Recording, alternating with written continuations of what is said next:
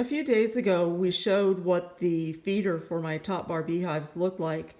And today, Bobby and I are putting together the actual jars that are going to go inside. So we decided it'd be a good idea to show you exactly what goes into it. The feeder has already been made. It's the same one that I showed in the earlier video. But now Bobby's going to punch some holes in the lid of the jar so that the bees can get the liquid out once the feeder is in place. All right, so we got a few tools here. Got a lid for a jar. This is a 3/32 drill bit. Unfortunately for me, my drill does not hold on to a 3/32 drill bit. It won't go down small enough. So, we're having to do a little improvising. I just happen to have an 18 gauge finishing nail, which is about the same size as a 3/32 drill bit. So what I'm going to do is take my finishing nail, since I can't use my drill, and punch a hole in the lid. Notice that he's punching it from the inside to the outside. That's to avoid the burrs from the hole being able to catch the bee's proboscis when it sticks its tongue in, or the proboscis in order to get the nectar. And then in a moment he's going to show you how he removes most of those burrs as well.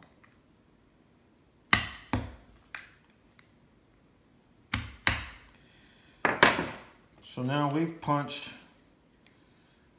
5 holes in our lid, and you'll see that that 18 gauge finishing nail is just about perfectly the size of a 3/32 bit. And I'll wiggle that around just a little bit just to open the hole up a little more. And then if you'll take a larger bit, say a 1/8 inch size or a 3/16 size drill bit, and just spin it with your finger on the opposite side of the lid, it'll cut these burrs off. And you'll end up with a nice little smooth edge.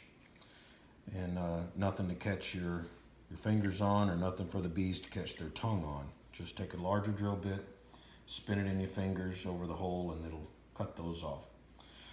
So here's one already made up. Take our feeder full of, in this case we just have water, but you'll have your sugar syrup in there.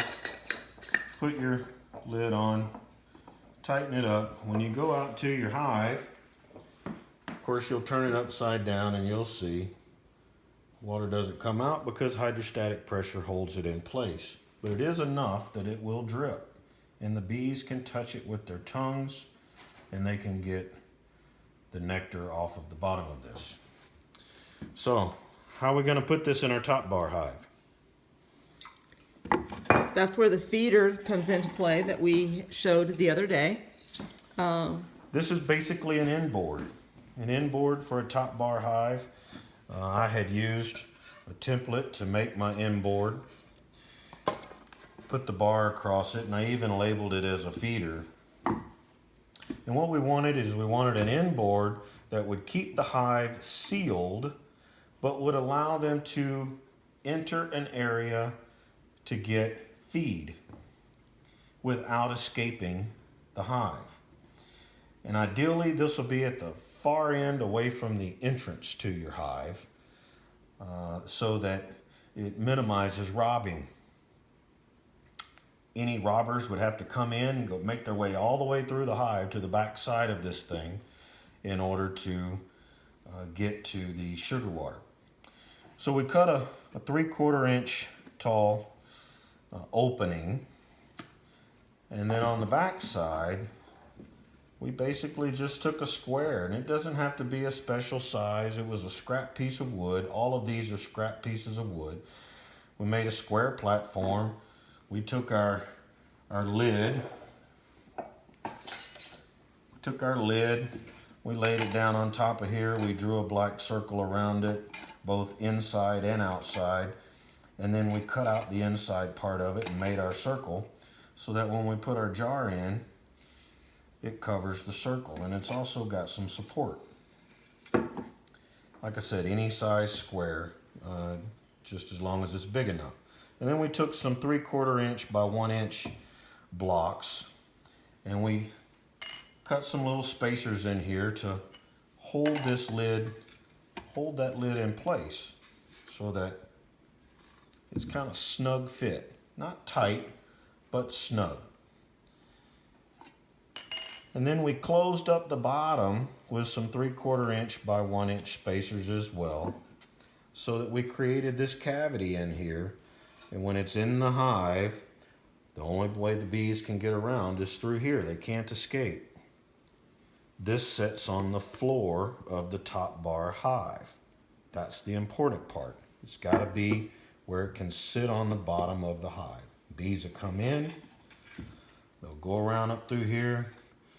We'll put some 1/4 inch mesh, hardware cloth, 1/4 inch, I think it's actually 1/8 inch hardware cloth. 1/8 inch hardware cloth underneath here so the bees cannot escape. And basically we just take our jar of food. While it's outside the hive, we turn it over, let the hydrostatic pressure build and wait for it to stop dripping. And then we set it into our feeder. And there you go. You can do all this while the feeder is inside the hive. You don't have to take the feeder out. You can come out in a few days when the jar is empty. All you got to do is remove the jar, put another jar in its place, close the hive. Bees have food. So there's your feeder. Awesome. Thanks for explaining how you put it together, Bobby.